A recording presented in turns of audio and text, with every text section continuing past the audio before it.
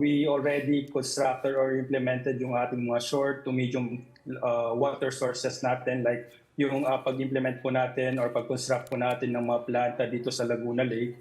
And sa poblasyon Muntinlupa, which is around 150 million liters per day, natapos na namin yung phase 1 po nito, nasa around 50 million liters per day, which we are targeting to operate it by the end of this year. And also, aside from that, meron din po tayong additional na planta dito sa ating East Bay part po ng Laguna Lake, which is around 250 million liters per day din.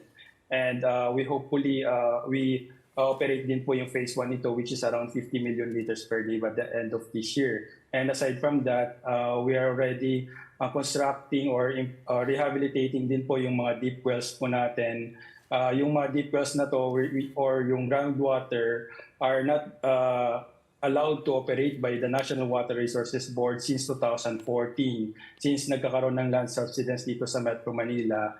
So we requested for the operation of these deep wells para makatulong lamang dito sa onset ng El Nino. So aside from that, Gretchen, meron din po tayong mga planta or water treatment plant na kinonstruct dito sa mga rivers like Marikina River, Cavite Rivers. So ito pong mga planta na to, it's a modular water treatment plants, are now completed na po and ready to operate.